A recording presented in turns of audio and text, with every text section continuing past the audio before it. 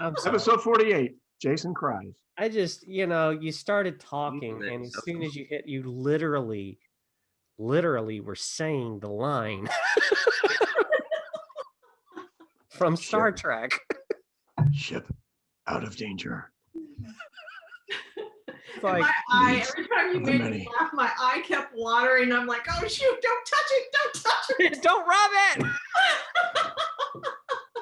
The needs of the many outweigh the needs of the one. There's your code open.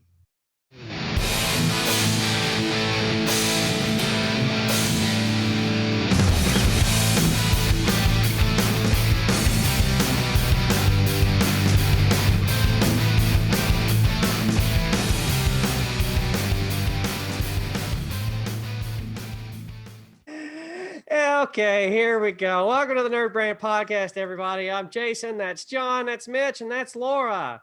Lora is our special guest today. She's a web developer and designer. So we want to welcome you to the show. You haven't been on in a while. I haven't. Yeah. So nice the green room. It's like where we keep our guests. Laura's going to do the show from the guest room. There's no food. Laura's broadcasting from the NerdBrand green room today. Yes. So anyways, today we're talking. By the way. What? How was the catering? You're supposed to have mints and things like that in the green room. Yeah, that's what I said. How's the catering? Yeah. It's sad. It's sad. My coffee's cold. Somebody failed at that. All right. Well, anyways, this episode we're discussing about branded sales collateral. So the last episode we said we were going to talk about it. Now we're going to talk about it because last episode we talked about some other things. You don't even remember. We don't even remember. It was that memorable. It was. Actually, it was the top 10 relevant brands of 2021 is what we discussed. You can go to YouTube, check that out. Just Google NerdBrand Podcast. You'll find it. Or you can go to nerdbrandagency.com/podcast and watch that episode, or find that on iTunes. You people that watch this show and just listen. Call us. Yeah, you know the internet. You know how to use the internet. If it's 2021, if you don't know how to use the internet by now, well, God bless your heart. God bless your heart. Anyway, bless your little heart. Anyways, there's literally, I've experienced this. There's literally nothing worse than walking into a sales presentation room in a boardroom or wherever it is with your candidate or your prospect, if you will. And you've got garbage material and the colors are out of sync on the printed material you're using and nothing's right. And you're just, from a visual perspective and you know it. And you're trying to especially if you're a creative agency trying to pitch creative and you're like, that green is not that green. That's lime and that's baby poop. So, you don't want to, yes, I said that. But it's happened to me. That was a true story. But anyways, having unified sales collateral is really important, and that's going to be the topic of our discussion for today. What to think about, how to approach that, and all of that. So anyways, right now, before we get to Mitch's tidbit, I do want to say this show is going to include a little bit of nerd and a lot of help with sales collateral marketing. I promise we'll try to keep the little bit of nerd. If you're wondering, what did I have this morning? Just 2 cups of coffee. That's okay, though. I'm fine. I'm really fine. But we're going to talk about WandaVision really quick because Mitch and I have seen it. I don't know if you guys have. I don't think if you have not seen it and you're watching this, okay, huge spoilers. There'd be chapters on the YouTube channel description. You can click and skip ahead. But better do a countdown 3, 2, 1 before we go into it so people have a chance to leave the room. Spoiler time. Okay, here we go. So I liked WandaVision. I thought it was great. I watched all the episodes. They're only about a half hour in length. I thought the direction that they went in and how it could potentially be used to introduce mutants was very solid. Nothing actually of that grandiose thing happened. There was a ton of theories that came out before this. And again, I want to say that this is a show that was supposed to come out 4th in line. We're supposed to have Black Widow. We were supposed to have Falcon and Winter Soldier, which I'll talk about that in a minute because they've got some creative ads. They're rolling out ads right now for that. They are. And then you're going to have Eternals, the movie Eternals, and then you're going to have WandaVision, and then Doctor Strange and the Multiverse of Madness. So that kind of gave you a picture of like how this is going to unfold. But now everything's kind of Ghibli jarbed and messed up and backwards. And so, but it was still a good show. I believe Wanda's going to be the villain. So like I said, spoilers. I really think she's going to be the villain. I think she's going to be the villain in like a Thanos way, where her worldview is the worldview that she thinks is correct. She's going to try to bring her kids back, even though they weren't really like kids made. I don't know how that works in comics. I don't care how an android and a person makes a kid. I don't want to get into we don't need to get into that. We'll get kicked off iTunes. Yeah, that might get a little messy. But a whole different podcast. Yeah, exactly. But anyways, I thought the show all the way up to launch and through in the post has been a phenomenal campaign and effort by Marvel, even though, and I bring up the fact that it was out of order to stay on brand with the podcast, is that, you have a strategy and you think about things, but when it was made, COVID wasn't around. It hadn't broken out.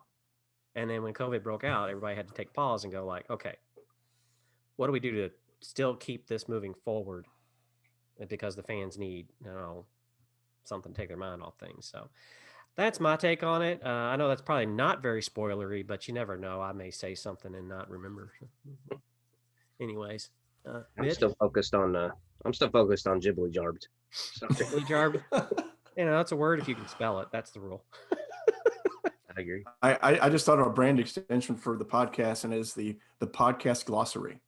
Huh. Terms used in the podcast that you may not have heard before and what they mean. Yeah. Well, we're always looking for ways to spruce up the titles of the show, but not lose the impact of what the show's about. Ghibli Jarp. That's our title. Ghibli, yeah. So, we'll say like this show's titled Branded Sales Collateral and Ghibli Jarp. And I don't know, John. Is your brand collateral Ghibli jarbed? There we go. Is your brand collateral Ghibli jarbed? If that doesn't get people's attention in the list, nothing will. See, we got to write this down because we don't do this as a team. Is your brand? Kind of feel sorry for the person that's got to proof that. Now, how do you spell Ghibli jarbed, and where are they going to go to source it? I think that's a good idea. All right. Anyways, that's my take on it. It's an idea, all right. I give WandaVision a 4 out of 5 because it's all made up anyways, and the counts and the points don't matter. So, but anyways, Mitch, I know you saw WandaVision. What's your thoughts briefly? I loved it. It's kind of funny because when you first started watching it and you're wondering, I mean, even me who has some awareness of what the whole House of M storyline was, but I still was like, you couldn't really tell early on, where are they taking this? Because it was, each episode brought you from the genesis of the sitcom from the 50s or 50s to today. Mm-hmm. Each episode was built in that framework. So you're like, I kind of think I see where this might be going, but I'm not totally sure. And it would seem lighthearted at one moment, but there would be that one moment, seminal moment in each episode where it took a really kind of off twist that leaned into dark, not heavily dark, but it was like in the context of being light, all of a sudden there was this moment that seemed all too real. And it was like, ooh, yeah, something serious is going on here. So I loved that. And they kind of pulled you along. Plus they introduced, the one thing you didn't hit on, they introduced some new characters, brought in a couple of old ones that we've come to know and love. So and the climax was fantastic. And when you look at the constraints they have with TV budgets versus large, tentpole franchise budgets, what they were able to accomplish in that final episode as far as a finale, I think they did a really, really good job. The conflicts and the battles and the fights and the effects, I don't know how you could have hoped for anything more. Yeah. And so, the what Mitch is talking about with that is that they tied it to Captain Marvel. And because that was a movie that came out, like a lot of people are excited because, Black Widow is going to come out and that's a female superhero. But everybody's like, guys, we forgot about Captain Marvel. It's like Brie Larson's just sitting over in the corner going, I did things. Did you forget me? So, they tied the show to that. And you got at the end of the series, you got two end cutscenes that Marvel is known for. Each with specific, directions that nobody really has any idea where it's going. But they did introduce Sword, so the space version of Shield, if you will, and so Nick Fury is in space. I don't know. We saw that at the end of Endgame, where he's like, "Where's my shoes?" And so that's sort of like going to play out, I think, as things go. So, but Falcon and Winter Soldier is coming up, and I just saw some ads being done for that and how they're taking the main characters. And it's a PS5 commercial, so Falcon got blipped out. So when Thanos did his snap, he was gone for 5 years. So the premise of the commercial is he walks into this store and he's talking to somebody. We don't see who he's talking to or what's going on, but he's like, I've been gone for 5 years. I heard a lot of stuff has changed. A lot of things have happened. I need you to get me caught up on what is different. And the guy, camera comes over to the guy, and the guy just kind of points to the PS5, and then Falcon's face lights up like, hey. All you need to know. And that's it. So I thought that's a brilliant ad done by PlayStation, Sony. And I if you've not seen it, you're not watching enough YouTube. That's all I can say. So I think I think that we're getting back into, it's nice to see something that we're familiar with, especially for this podcast. For a year, we've not had a lot to talk about with the nerd part and the ads and things and the branding. And I think it's starting to kick up again and happen again. So it's kind of exciting. So that's why I wanted to mention it.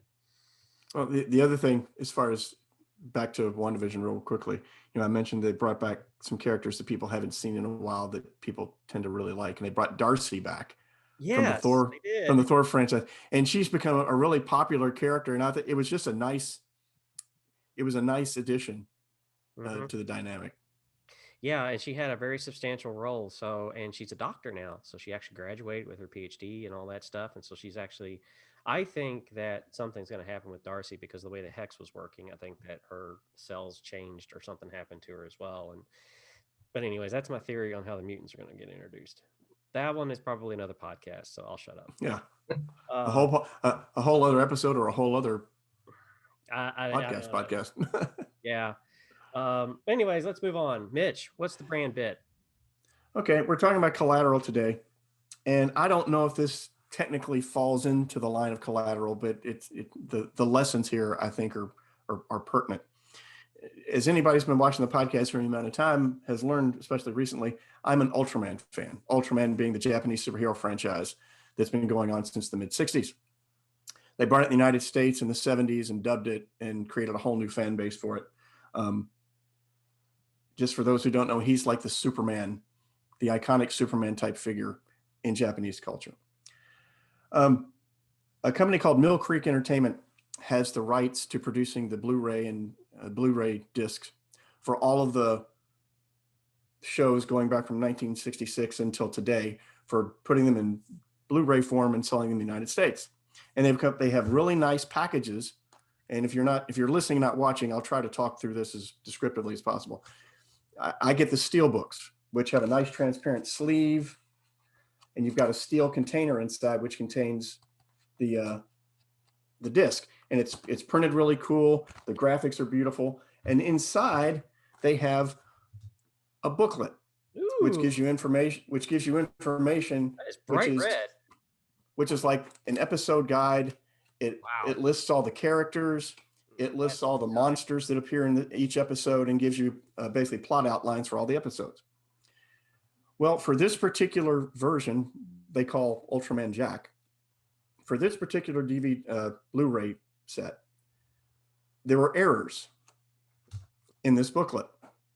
Some errors about information about the episodes and a few other things that I won't get into the minutia for people who don't care.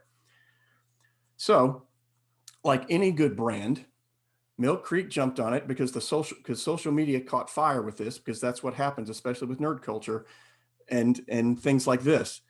The nerds get online and start complaining, and then it catches fire, and then your brand is like, oh my God, what are we going to do?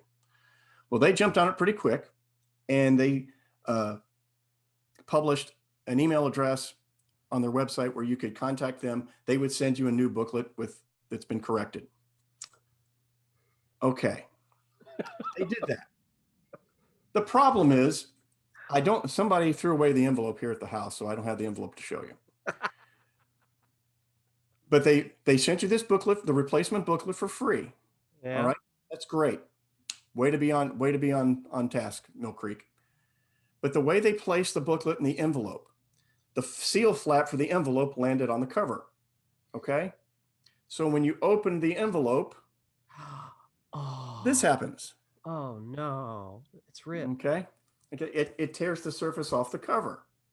Well, I mean, the way the package is designed with the clear sleeve, this shows up behind it. Okay, well, that totally ruins the effect of that. And if you're a collector, you're like, what the hell? Okay, man. so once again, social media catches fire. And again. And picture this starts showing up. Okay, yeah, they screwed up twice. Mill Creek, in trying to fix the problem, created another problem. But without asking, okay, without you having to get online or talk to anybody at Mill Creek, they automatically mailed to everyone a new copy. They used the same envelopes, but what they did was they took the promo card that they had done to promote the Blu-ray series that was printed before COVID. Okay, so the release dates on here are all wrong. Oh, God.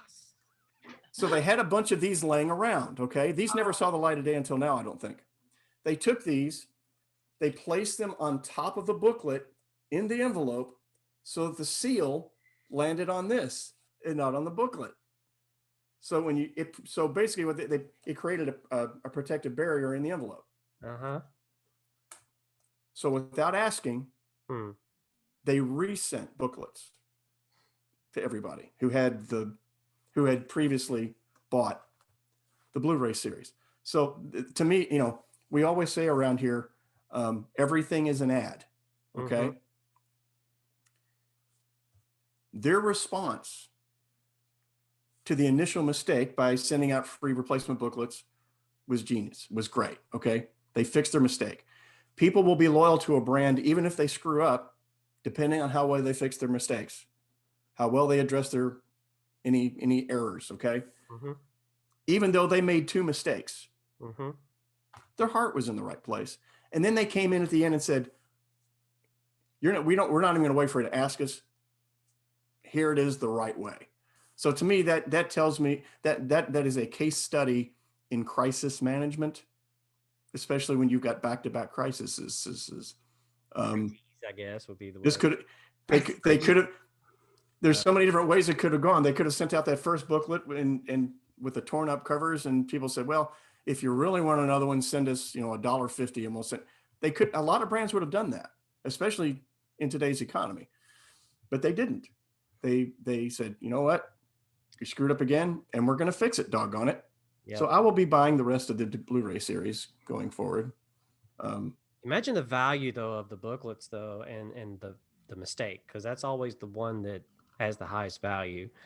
My dad used to collect NASCAR stuff, and if it had an error, man, that's worth big money because of the error. It's like baseball cards printed upside down, which I don't know if that's a thing, so don't quote me on that one. I don't collect baseball cards. Sports ball, that's what I always say. But yeah, that's probably going to be worth quite a bit of coin now that both versions are out there. So there's going to be a lot of people chasing after that limited run of the Boo Boo. Well, and it's a 4-color booklet, and granted, you can send things to overseas to be printed in 4-color and get it done fairly inexpensively. But I'm not quite sure what the distribution is on this. But the Blu-ray sets are really nice. You saw the packaging. It's very, very comprehensive packaging with a lot of moving parts, and that's already an investment. But it was worth it to Mill Creek Entertainment. Thank you, Mill Creek Entertainment. So we screwed up again, and we're going to take care of it. And that all happened. This podcast is not sponsored by Mill Creek Entertainment, but if you'd like to be a sponsor, please go to nerdbrandagency.com and contact us. Well, and we'd love to have you on the show to talk about Mill Creek and to talk about branding and entertainment. We'd love to talk to you. Especially. What's that? Oh, well, yeah. I'll take the damaged book just in case, if you don't want to take the burden of having that, if it's going to be worth anything, I'll take it.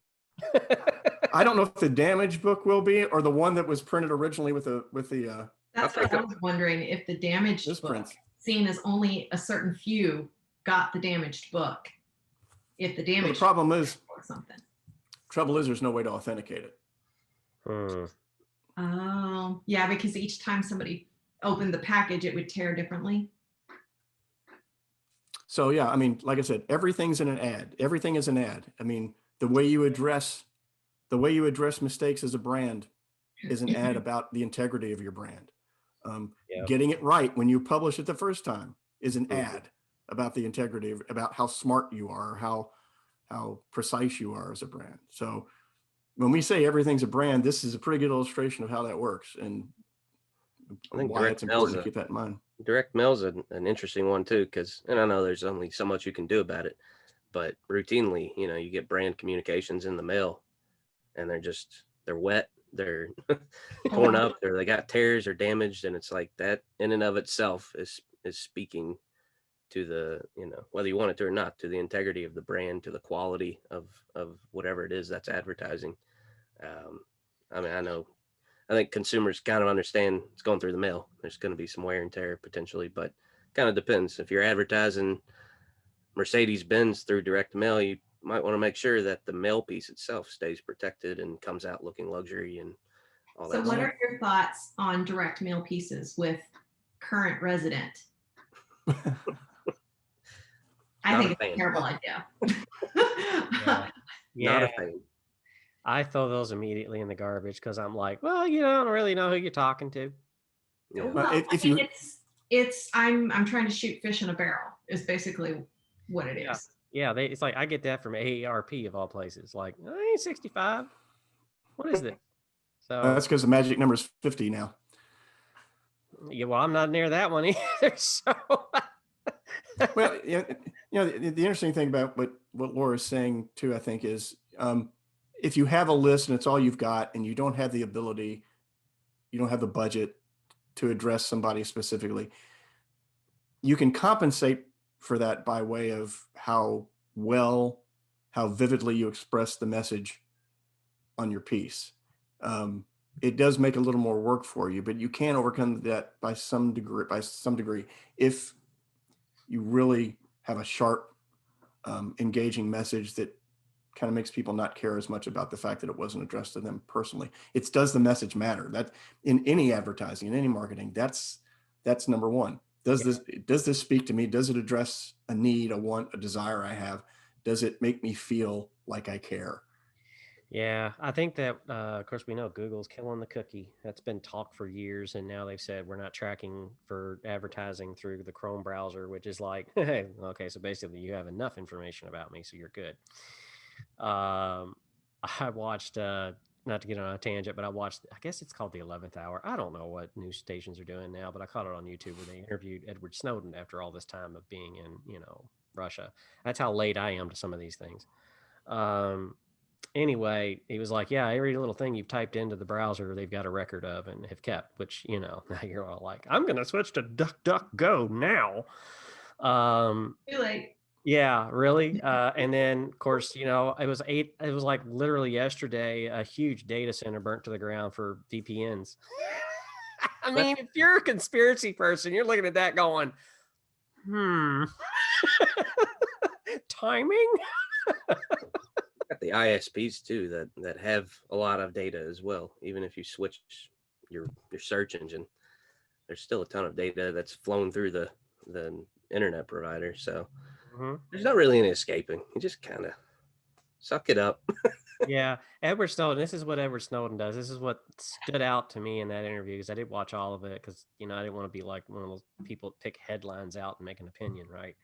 And so I watched it. He said he takes the phone apart and then he desolders the microphone and the camera, and he uses an external microphone to use the phone after he puts the phone back together. What a lie. Yeah, because his whole thing was like, look, whatever you can do with your phone, they can do, and they don't need your permission. They don't need that's all there is to it. He was trying to be like, not matter of fact or cavalier about it, because it's like he was in the world and that's what he did. He did it, so he knows what's possible. And he's like, in 2013, it was all like, they're probably doing it. Well, after 2013, everybody was like, oh no, they're doing it. And so it's a very different conversation to have. And so that's how he treats his phone, and any phone that he gets, he's like, you see these movies and they talk about burner phones. Like, that's not what he's using. He's just literally cutting out and amputating hardware in the phone so that, both the Russians and the Americans or whoever's like trying to track him is not listening into his phone calls. Or even as the phone is sitting there, he said it's chatting all the time, even though you think it's off and it's just laying there, it's chatting all the time. So, that microphone, they can turn that on, and that's that. So, the age of data and, yeah, we're in advertising. We like to have those because we want to send targeted ads with those messages that matter. And, now our industry is changing dramatically because of what's going on with all of this, and will continue to, and it's accelerated immensely because of the pandemic. And so, a lot of things have accelerated due to the pandemic. But anyways. You were talking about Snowden, and I find it terribly ironic that everybody has to have a privacy policy on their website, and people are screaming about my privacy and what are you doing with my data, and then they go out and buy an Alexa. Yeah, put it in your house. I mean, why don't you invite the world to eavesdrop on your living room? Yeah, I mean, yeah, it really is. I used to have, of course, on iPhones, there's a option where Siri is on all the time.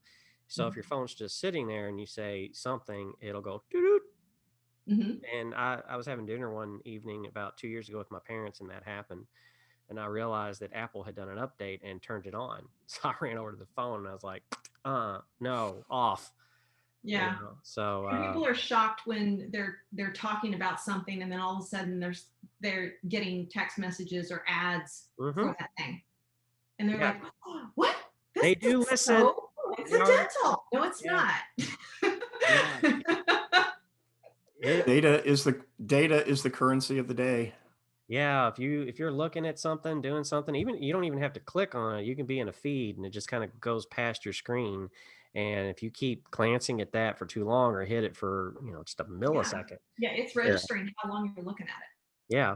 That's a big factor. That's why, TikTok primarily works that way. The types of videos you spend the most time watching is what you continue to get in your feed. Even if you don't like it, even if you don't engage it or share it or do anything, if you're actively got eyeballs on it, that's what they care about more so than anything. YouTube and Facebook, they're all the same as well. Yeah. Well, now that we've thoroughly freaked out anybody that didn't know about all that. We mentioned Snowden a few times, so we've got some guests that we didn't welcome to the show. Yeah, NSA, you're welcome. Hello. We're nice people. Yeah. We're just a couple nerds. Yeah. Anyways, John, we still don't have a segment name for John. We are welcoming to you to comment on Facebook or wherever. Give us some ideas about this. We've tried John's attic, out of the basement, in the I don't know. That's me. Yeah. What was the jarbery jig? Jibbery jab. Jibly jab. Jibbery jab. That was it. Jibbery jab. Nope. Jibly jab. I wrote it down. Jibly jarb is that's what Jibly jarb. Okay. Jibly jarb. I don't care what it costs. We're trademarking it. John's Jibly jarb. Well, there's $2,000 of the budget gone. It's worth it. John's going to trademark that. Yeah. Mine's more of a mindset thing. See, that's why it's hard to come up with a segment name, because mine, I don't stay in a lane. I need to, but mine's more of like a mindset kind of conversation starter around branding. I think you all have already seen it. I shared it on LinkedIn, but I was watching the Last Dance, which is the documentary about Michael Jordan and the Bulls and that whole dynasty. Oh, yeah, I've seen that on Netflix. Yeah, it's really. I'm about halfway through it. It's really good. And it reminded me, Michael Jordan took 7 years to win his first championship. As good as he was, as powerful as he came into the league, and seeing some of the stories of him going up against the Celtics and the Pistons and those other dynasties before the Bulls. It kind of triggered in my mind. It's like, he's perhaps the best person to ever do anything the best. He's just incredible as an athlete, but it reminds you that it's going to take a while, no matter what you do. I think that's something that a lot of our clients, prospects, people we talk to, they want stuff to happen overnight. They want to build a brand. They've got this great idea, but it's going to probably take 10, 15, 20 years. Some other examples, like Netflix was founded in 1997. When I looked that up, I was like, that's crazy, because you don't think about that just maybe 8 years ago, it really came into your living room and really hit the mainstream as a household name. You know, a lot of people have forgotten that they spent a decade sending out hard, physical copy DVDs and things like that through the mail. Can. And Facebook came in early 2000s, right? Yeah, 2000 what? Probably 6, 5. Yeah, it was like around 2005. I remember I was sitting when I was in college. Yes, I was an adult learner sitting there, and the center director at Campbellsville University comes in and he goes, "You need to get on that." And then it was really funny because it was like 3 years later. He's like, "Oh, you got to get off that." It's something that, like, and kind of what I said is you probably check your expectations at the door. If you're going to start a brand, a business, if you're going to try to build anything, it's going to take a long time. And we always kind of get enamored by these brands that supposedly spring up overnight, like the Amazons, the Netflixes, the Facebooks. But you don't look at the 15 years they spent, banging their head against the wall, trying to figure out how to make it work, or waiting for that opportunity for the internet to do its thing. Mm-hmm. Amazon didn't turn a profit for 7 years. And Right. by 2018, they had almost 50% of American online spending. And so it's just keep your head in the game. If you're going to build something, if you're going to engage in a branding effort, it's persistence. It's sticking to, your vision and making sure that, you can't give up, and it's going to take a while. It's not going to be something that you engage with an agency for 6 months and they turn out this nice product and you're just, good to go. It's a long game. Yeah, and it's also like I like Simon Sinek. He's got something out now where he's like, it's not there's no finish line to the race. There's no goal. There's no award. There's no trophy. That's not how this works. There's not an end. And a lot of people in business like talk about sometimes I think they do it to both sound smart, and other times I think they do it because they're very genuine about it. Like, when your business gets to be a certain age, when you get past that point and established, you have to think about succession plan and what's going on depending upon the organization you're in. Like for us, it's pretty simple. I mean, we're an S Corp, so we're a partnership, so other partners can come in and, hopefully one day John and I can enjoy, a life on a beach somewhere, maybe. Who knows? You never really know. I mean, it's something that, we're approaching our 1 year next month. And yeah, it's been a crazy, crazy ride. Starting a business during a pandemic, I don't recommend it. We didn't plan it that way. Yeah, I didn't really plan it that way. But, I've got ideas in my noggin for the next 5 years and what's going to look like. And it does include an office. So yeah, office spaces will come back. I don't know if we'll be in one next year or the year after. It kind of depends on what happens to the commercial real estate market is what I'm waiting on to see. But, I think that especially for businesses like ours, collaborative work, it really needs to happen in a room. I miss the whiteboards. I really do. Mitch does too. Mitch is a big advocate of that. So yeah, it's good points. Good point. I'm a team guy, and granted, having a format like this, we're together, but there's something organic about having people in a room together, looking each other in the real eyeballs and breathing the same air and looking at the same whiteboard. But not every day now, because one of us lives really far away. Well, but you get my point. Slowly. From a creative standpoint, there's a real organic benefit to having people in the same room. Yeah. Coming up with ideas, developing strategies, thinking things through. This is great. We've been successful in this format, and there's, I'm not going to say it doesn't have its benefits. Never hurts to have at least some time in the same room together, like you said, and really sharing space. And overnight successes, like to what John was bringing up. We've seen them, man. Like, like everybody looked at Airbnb. It was like, oh, this is gonna crash and burn. But it was actually the WeWork. So overnight it doesn't work. I was told a while back, somebody told me, said, you want growth, but you want healthy growth. And they said to me, like, basically the meaning is that you don't want to grow like a tumor. And I was like, okay, that's pretty explicit, but it's true. You don't want to grow like that. You want steady, and growth is also the other thing they told me was growth is a dial. You can dial it up and dial it down depending on what you need, because in business, everything expands and contracts based on the economy, like we see. So, and now everything changing like it is.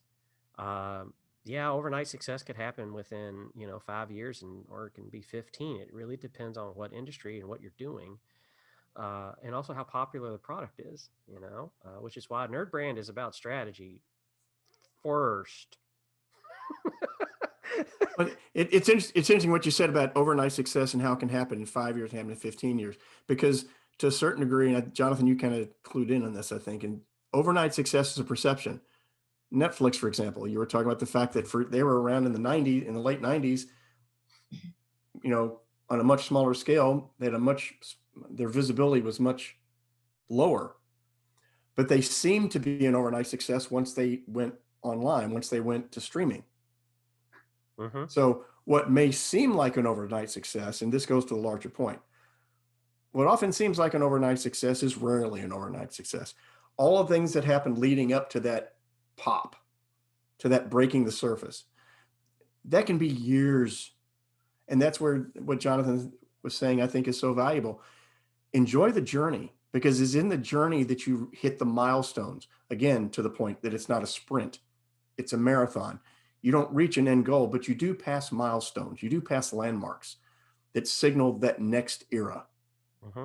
And that's what you're shooting for. And that's part of why the journey itself is so satisfying, when you reach those landmarks, when you reach those milestones. And that's a continuum. That continues to happen with a solid, successful, smart company. Well, being agile as well, because if you're rigid, you're not going to. And being agile doesn't mean you offer a new service line or you try to branch into a completely different model. It's just the learning and looking around and realizing that, okay, we got to adapt. Like Laura and I, we've been in web for a really long time. And back in the day, making websites, yeah, you make good money at it. But then the advent of apps happened. And then all of a sudden, not so much. And video's going through that now itself, and other places. And so advertising's got to evolve. And I think and I've always said, like, branding is the natural next evolution to focus on, rather than just grabbing and doing marketing. I got to do marketing. Well, what the hell is that? Nobody's got an answer for that. You can get 20 different answers just by typing that question into Google. You may have a Wikipedia answer that defines marketing, but other than that, what does that actually look like if I open my checkbook up?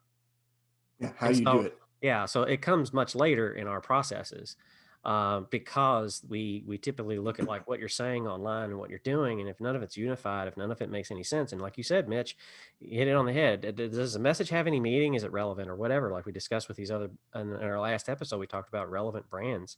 They're relevant because they're in conversations. They're memorable to people, and that's why they became relevant and are in that list from the last episode we did. So I think it's a good thing. So that is not, I don't know what the beep boop was, but that ain't me accepting a guest. So, things happen. It's fine. Last podcast, I think I had my phone ringing. So I think it's an interesting, the agile and evolving as a company, as a brand. Mm-hmm. I think Netflix is a great example, because you said it doesn't mean you have a new business model. Netflix has never changed their business model. It's always been, everybody's obsessed with the D2C, direct to consumer model now, with the pandemic especially. Mm-hmm. Netflix was doing it in 1997. Amazon was doing it, direct to consumer back in the 90s and early 2000s. Yeah, they evolved. They've changed their delivery method, but the business model itself has stayed the same. The brand has evolved, but the business model, it doesn't mean you start a new business. Mm-hmm. Or, it doesn't, and pivoting doesn't mean that you drastically change your operation, but you have to evolve. You have to evolve in some capacity as the internet changes, as tech changes. But again, at the core, Netflix has always been about bringing whatever entertainment, movies to the living room easily, direct to consumer. You don't have to go anywhere to get it. So I think it's an interesting point, that you have to be agile, but you don't have to sacrifice everything that you've done up to that point. No, because it's your core. Like you have if your brand, if your company doesn't have a vision, like I have a verse I rely on, like without a vision, the people perish. That works for business too. If you don't know like where you're going, you're just not, you're just kind of chaotic. You're going to You're land. wandering. Yeah, you're wandering around and hoping that you land on that and you do that and make money on that, and then you land on that and make money and do that. Well, the problem is the staff you have internally, they don't know how to do those things. They knew how to do that one thing you started out with. So you got to be very careful about that. And that's why the operationally, I don't think needs to change. And I'm not saying you don't learn new things. That's not what I'm saying. It's just that you don't have a plumbing company and then all of a sudden you become an electrician. Just don't do that. So there's strategy that has to be thought. But then, if you're a plumber, what do you want? Commercial or residential? What do you want to go after? Well, it's how you talk. It's how you sound when approaching people. And there's a lot of companies that do that really well. And then there's companies that you're like, well, I didn't know they did plumbing. Well, yeah, because they do all they're like doing the Omni Hotel or whatever. They're not doing mom and dad down the road.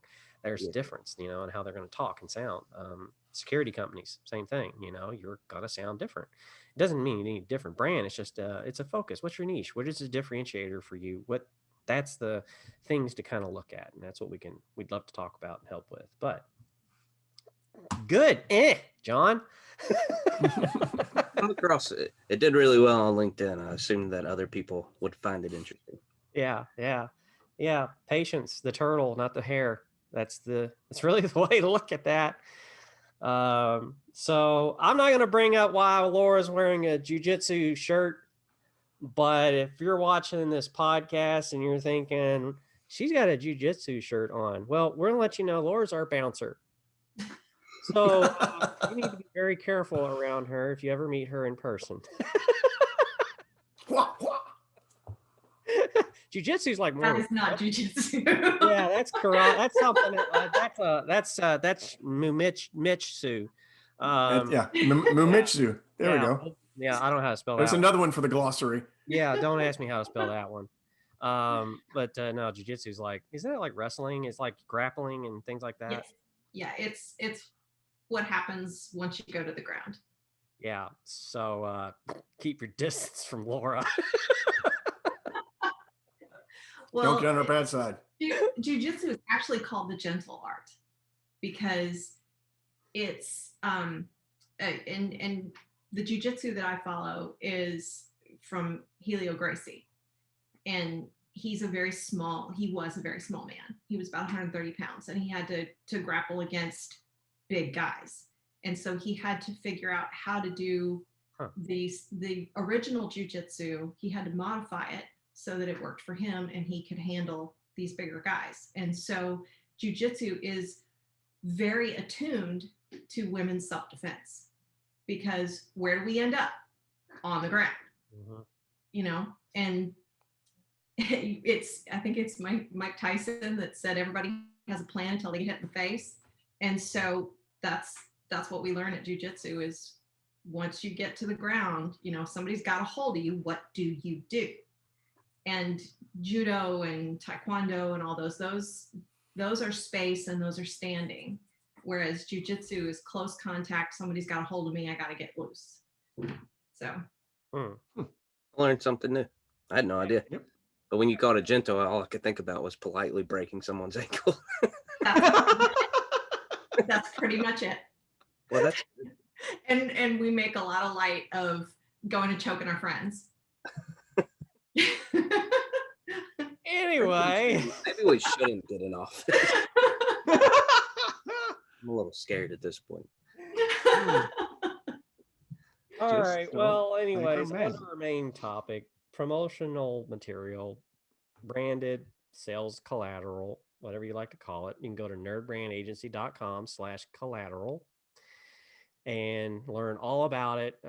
This is like everything from presentations to business cards to brochures. I mean, whatever it is that you're going to put in front of a client or prospect digitally or print, traditional, that is that. And that has to get made. It also gets made after you've had brand standards done and identity and all of that. So, this is not something that happens first, obviously. Because you can't create collateral if the logo is still just a JPEG or something like that, that's not going to work because the Or doesn't printers aren't. exist.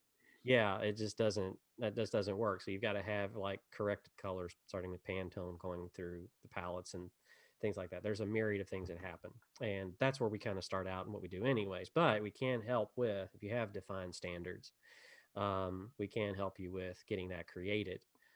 Because that's going to be needed before your marketing team starts, because your sales team really needs support, and that's really what this is. It's what it does. And I mean, I've been in the rooms before, like I said at the beginning of the show, where I've put down like material and this other one, and the color was green, but they looked completely different, and it was kind of embarrassing because we were talking about design. At the time, I was kind of, it wasn't my company, but I was kind of shoved into the room, and it was like, I kind of wish that the person that I was with hadn't even brought that other thing out, but he just thought it was cool. And I was like, yeah, but it's wrong. So didn't go off very well, and the sale did not close because of that. So that's how important it is. So salespeople have to have confidence. Account managers like John have to have confidence in what they're saying and selling and presenting. And if they don't have that support, they don't have that creative that's there, it's very hard. It's going to come off disingenuous. And I'll stop talking and let John talk about that more, because honestly, that's his arena, and he understands that much more than me. I think you hit it, immediately. It's about confidence. It's about being able to walk in the room or get on a Zoom call and have this thing that really keeps you on track. Because at least for me, and I don't speak as a super experienced salesperson, but you kind of black out anytime you're giving a presentation or speaking in front of a group of people. You kind of black out and just start going into that instinctual thing. And you need those reference points through a presentation, through notes, whatever it is. You need that to keep the conversation on track, to, keep yourself from hyperventilating, whatever ails you. To me, that's the most important, but not to let that, it shouldn't carry the weight of the presentation. And we talk about that all the time with clients. And, we can thank Microsoft for PowerPoint and letting people go rogue on presentations and things like that, where, everything's got to be on the slide. You got paragraphs of text. Like that's, your sales collateral is support for what you're saying, not the other way around. Yeah. So that's, to me, that's kind of the biggest pitfall that people make, because I don't know why they make it, honestly.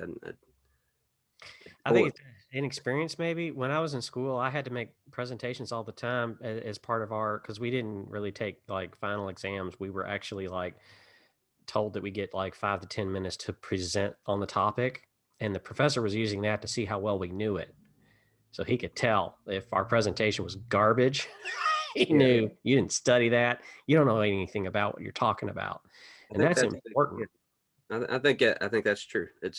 It's a confidence thing and a knowledge thing. I think people put so much on the slide because they're trying to regurgitate, not necessarily speak from the core or from, expertise. They're trying to cover all their bases before they get in the room. And I think that's, it's obvious, like you just said. People who are experienced buyers or, experienced presenters can see, oh, this person's just kind of telling me what I want to hear. Yeah. Well, the other side of it too is people's time is valuable. Okay. When you're presenting your product or service to somebody, they kind of want you to cut to the chase. They don't have the time to sit and read volumes and volumes of information. That's why you're there. Mm-hmm. You're there to humanize that message and give it to them in a way that's efficient, that meets their need, addresses their desires and wants, and as a functional aspect, can answer their questions. Because that's ultimately what you want from people in a sales situation. You want to spend as little time as possible being a lawyer and making a case. You want to present some facts, and then you want them to engage with you. You want them to ask questions. You want them to become a participant, because then they start telling you what their pain points are. They start revealing what their needs are, which gives you, as a good salesperson, an entree to meet those needs. So whether it's a PowerPoint, a brochure, whatever the case, it's there to open that conversation door. It's there to open their mind a little bit and get them thinking, and then have them divulge to you what they really need. Uh-huh. That's the purpose. And people's time is valuable. They don't have time to sit there and listen to you and to go through a list of PowerPoint slides that have 500 words on them. No, talk to me, engage with me, meet my needs. And your website should do that too. There's somebody on here that knows that very well. And talk about web pages with lots of words, Laura. How good is that? It makes my brain hurt. Like, I kind of see it as, when you're trying to teach a small kid something, you have to give it to them in bite-sized pieces. You can't just lay out a dissertation for this kid and they're going to be, oh, okay, I got it. No, they can only absorb so much at a time. And people are the same way. They absorb what they're able to in a moment, and then you have to build on that for them. And so a web page needs to be succinct. And, most people approach a web page with, I'm going to tell them everything I know. They're going to see how knowledgeable I am, and they're going to work with me. Mm-hmm. But the problem is that, first off, they're not going to read it. So they don't know what you know. And secondly, they're not going to come to you because you've already told them everything you know. Yeah. Probably not a good client if that's what's going to happen, because that's a do-it-yourselfer and you're the professional. So kind of putting on there like, okay, steps 1, 2, 3, like, yeah, let me know if I'm a buyer, like what's going to happen. I want to know the process. I want to know what I'm getting. But if you're going to explain every little detail about how a site's made or every little it's not my thing. I do this as a business owner. That's the thing that I do. And I know that the thing that you do, I'm hiring you to do because I don't know how to do that. The web page is to pique their curiosity. That's what it's for. It's solely to pique their curiosity and get them to engage with you and draw out and ask the questions that they want answered. They don't want to know your whole repertoire. They just want their questions answered. And so your web page is to just tease them enough to get them to call you or to email you or to fill out your form or to get on your subscribe list. You want them to engage with you. And if you just write a book on the page, they're not going to engage with it. Yeah. People are just too busy for that. And attention spans have gotten a lot shorter since I was a kid. So it's you've got that elevator pitch time, a couple minutes to get them to engage with you, or you're wasting your time anyway. A lot of that, I think, comes from the fact that when web began 7 years ago, when the internet was invented, and we built things in tables. Yeah, it was all like, it was like, what is this, a cafe? It's just nothing but tables everywhere. That's a bad joke for anybody that's in the internets and does websites. So, all right, I will move on. But all you could work with mostly was typed, copy, words, right? Because pages were not too evolved. They weren't that evolved. You couldn't do an embedded video. That didn't happen. Images, the image tag was about all you had, and it was very rough, and this is all before responsive. So this is way and you had to have them formatted right, or they didn't pull in. And right. So the technology that had to rely more on copy than imagery back in those days when doing websites, and for some reason that has stuck with people, even though they've grown up in an era where they've never seen a site that old. In the speed of analog modems. Yeah, you say informational site, and the first thing people think of is copy, like a booklet, some sort of thing like that. Like, no. Information, that's not what that means. Brochure site doesn't mean that either. It's like, I think they're bad words, but they are relevant still to use when describing the different kinds of websites that exist. Like you got membership sites, e-commerce sites, LMSs, which, teach people things like how to play guitar. Like, these are all very different types of constructs and sites to make. And an informational brochure versus portfolio site, they're not the same. If you're a photographer, you want a portfolio type site, and as an agency, we're in a weird place. Like, agency sites all vary. And a lot of times they're creative, and a lot of times they're like ours, where it's just like, here's the stuff. And, but we have to blend that information and portfolio, very fine line to do that. So what is the goal of your site? And you just brought it up. What do you want them to do? That's the thing to think about with the website. And your collateral has to have the same sound. It's got to have the same feeling, even when you're holding it, it's got to be, you've Mm. got to see that digital and traditional, as Mitch says, linkage. Yeah, the feeling is a big thing, because we all know those statistics and those phrases. People only remember a certain percentage of what you say, and they can only recall a certain percentage of what they see, but they recall a very high percentage of kind of how they felt when they were exposed to something or were told something. I think that goes a long way, especially in a sales scenario. Obviously, Mitch preaches all the time that, yeah, you can lob facts, you can catapult, hordes of facts at people, and that's great. And it's, often necessary. You've got to tell the features and benefits of what you do and why you do it. But you've got to make people feel something so that they remember when you told them that. They got to be able to go back to that place in their head and recall that, oh, what this person said and how they made me feel fixed the problem, whatever you're in the room for. So I think in making that feeling, I mean, that is branding, which I think is a big part of this conversation too. That collateral is not just this thing you hand off at the end of the meeting and say bye. No, it's an extension of your brand. It's all got to be a consistent feeling, a consistent message across your website, your podcast, your sales collateral, whatever it is.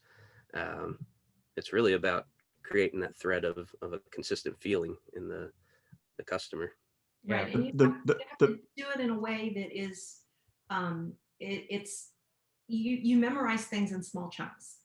And so, if you put together a page that they can pretty well remember what they read and what they took in, then you're good.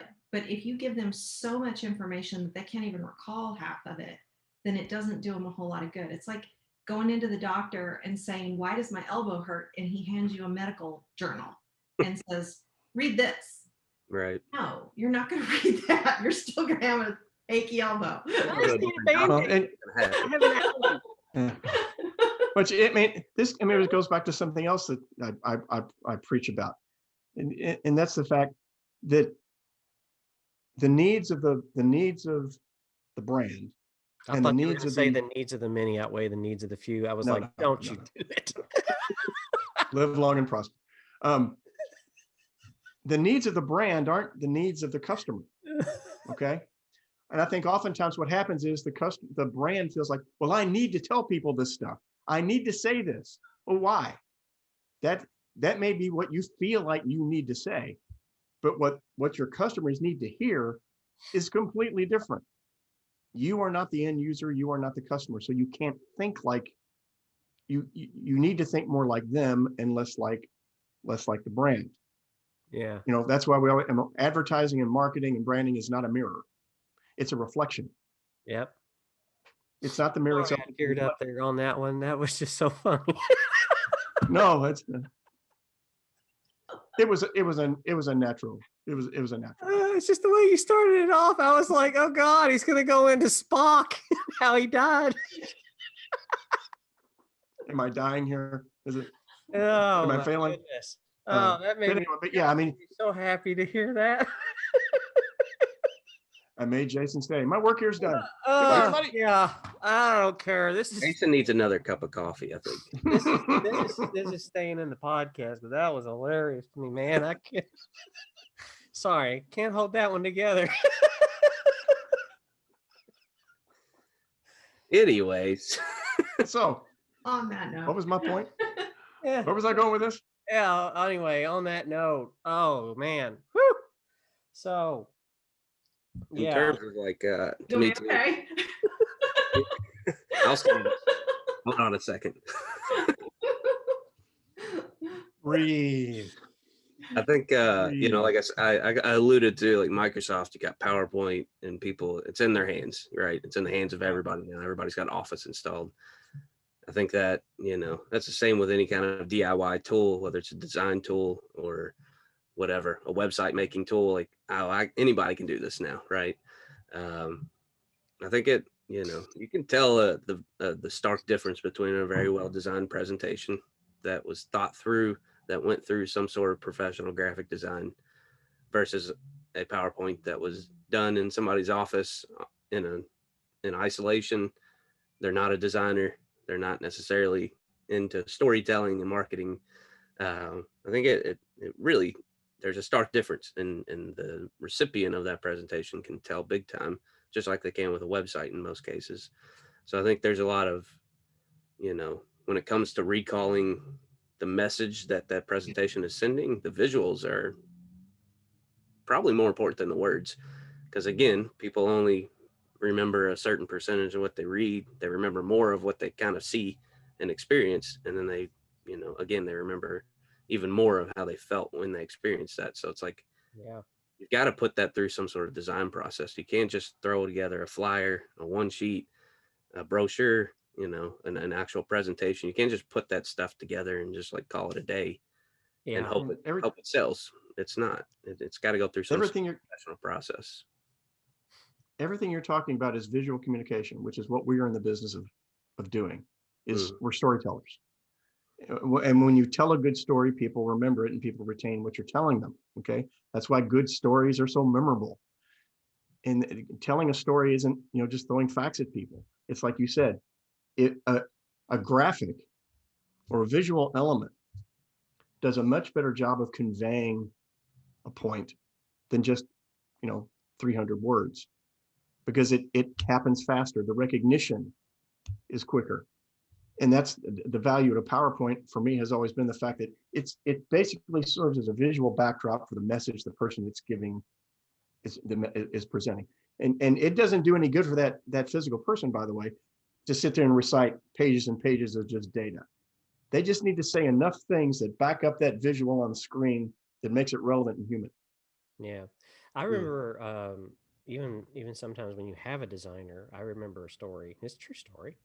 And Mitch is involved. So it's a story about Mitch and a designer that's unnamed. Who, they were all working on a billboard.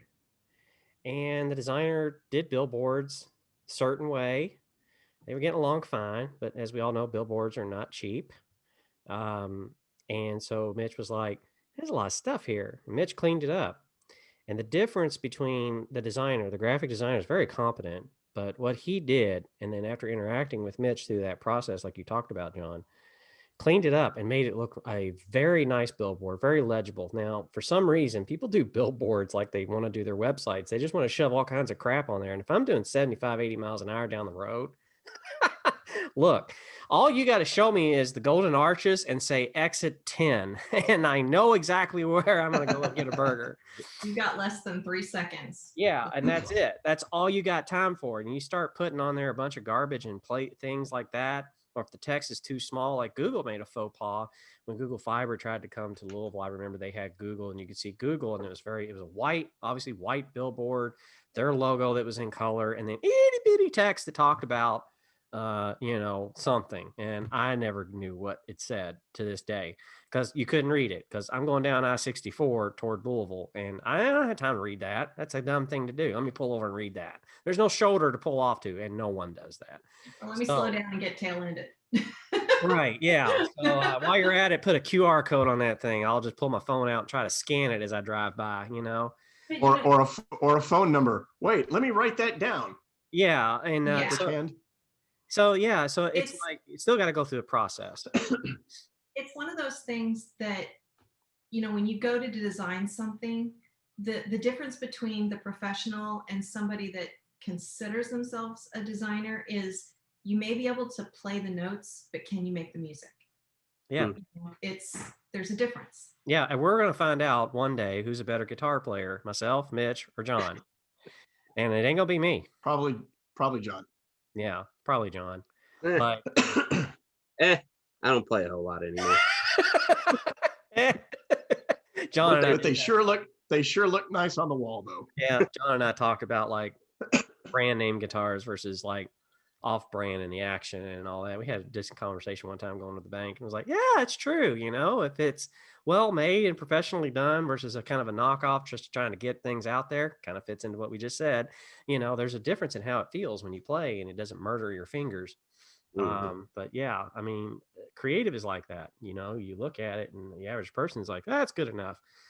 But it's like you got to get somebody else's opinion on it. Like Laura's a fantastic designer, but Mitch is those eyeballs that hasn't looked at it yet. and he has that professional look onto things as well. So he's doing a couple things. He's kind of looking from the outside in a little bit, but he's also looking through professional lenses. See what I did? Yeah. See what I did there? Yeah, it's like you cannot proofread your own work. Yeah. Because your brain Lord, says no. I did it right. Your brain says I did it right, and it does not look for errors, but you hand it off to somebody else and they jump off the page at them like crazy. Mm-hmm. Yeah. It's always good to have like a team effort behind something, because the end result comes out better, and more on. I hate to say it, more on target. So yeah, it's a very strategic thing to do. So, things to kind of, I guess I had top 5 things to kind of think about with branded collateral. And it was like, how articulate were your salespeople? The other thing about branding is to pay attention to how you sound in a room. So if your salesperson is like derp a derp and just kind of shooting guns in the air and like, look at me, whatever, and here's the thing, and it's $9.99 or $2 for 5, I don't know, whatever. If that's their strategy, then that's how your brand sounds. And that's how people, because that's the first, interaction they have physically, right? So that's not what you want. So you want to be very careful about that. Get your salespeople some training. There's really good tools out there for that. And I recommend that. Also, how they look. There's a type of salesman that's for everybody. Some people expect the suit and tie. Some people expect the khakis and the polo. And some people are cool with the blue jeans and tennis shoes and rock band t-shirt, and it's just, there's something for everybody. So, but you got to think about that as a business owner, like who you put in front of. Like, I'd probably wear a nicer outfit if I'm going in front of a big company that's, I don't know, 20 plus million, a year. If I'm dealing with a small local shop and they're used to dealing with people that kind of look like them, then, I'm going to do the jeans and the nice shoes and casual dress rather, so you got to think about that. How well they know. It's like anything else. It's kind of like anything else. Read the room. Who's your audience? Yeah. Yeah. And do that before you go to the room. Yeah. Like everything's an ad. Yeah. There's a lot of salespeople that do not do research before they go into the room to their own detriment. And that's why they don't have, that's why their close rates are so long and they have such a hard time, is because they didn't do any research on the person they're getting ready to talk to, like that person, not just the company. The other thing is there's nothing worse than a client walking out of the room and thinking they don't know me at all. Yeah, I was sold to. I didn't have they don't want that car dealer experience. What do they know the product? I think we hit on that. Like, do you really know, does this person really know the product? Like, John, you brought up, there's a bunch of words on there. They're just regurgitating. They don't know the product. They don't have any confidence in it. They're just hoping you say yes. And if you're out there and you're just trying to get the yes, you're going to fail every single time. We've all seen that here on this show. Some of us have had a front row seat in very cringy ways in seeing that play out. Hush, Mitch. Do they understand the need? We touched on that. If you've done all the other stuff I just mentioned, then you're going to have a pretty good idea what the need is. You just can't knock on a door and say, hey, you can do some things. Well, what if I have a peanut allergy? You're giving me peanut butter. I know. Look at Mitch's face. Like, how what? to make the sale, Yeah. Yeah. Right. And then, do they have good material? All the colors match. I think we hit on that one pretty well. How it's printed. Mitch, you brought up I think some maybe to touch on just a little bit. Mitch, you said there's 4-color printing overseas and things like that. Explain explain quickly printing and why you can't have a multicolored coat of madness. Well, I mean, your brand should have a distinct identity, and it should appear the same way out of the gate every time it presents itself in the marketplace. Whether it's a brochure, a business card, a sign on the side of your vehicle, whatever the case, it should appear the same way every time in any medium. And if you're doing something on web, how you get that look, how you get those colors is different than if you have a brochure printed. You want those colors to look the same, but the way you get there is completely different, and you need to deal with somebody who understands that. So that's why we put together a brand guide for people, because it tells you, here's our color, but in order to get this color, this is the process for web. Here's how you get that color in print, and here's how you get that color, if Apparel. you're doing a apparel. Yeah. Right. Yeah. Cause I mean, the printer is going to get that and they're going to go like, I got a hex code for a color. All right. Somebody here at the print shop has got like a palette, maybe. Well, guess that one, and that's not what you want. Cause then this happened to John and I at a place that we were at. They had yellow as their color and it wasn't really yellow. It was, I don't know what that color was, John, but it was kind of a dingy, like smoker room color. and and the coffee room. they ordered coffee cups. Do you remember that? They ordered coffee cups and the coffee cups came by and it was like this safety bright yellow. And it was like, whoa.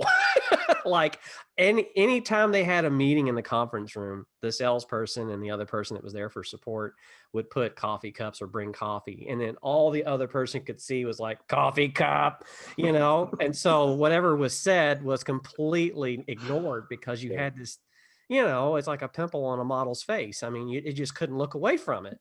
You got to think about stuff like that. I'm sorry. I didn't hear what you were saying. All I could see were these coffee cups. Yeah. So you got to think about stuff like that. That's being strategic with the brand. So yeah. And the more colors you have, the more expensive it is. And there's limits, in print. So there's a reason why there's a no. So you want to be very strategic on how you present that. But yeah, it all starts with the brand guide.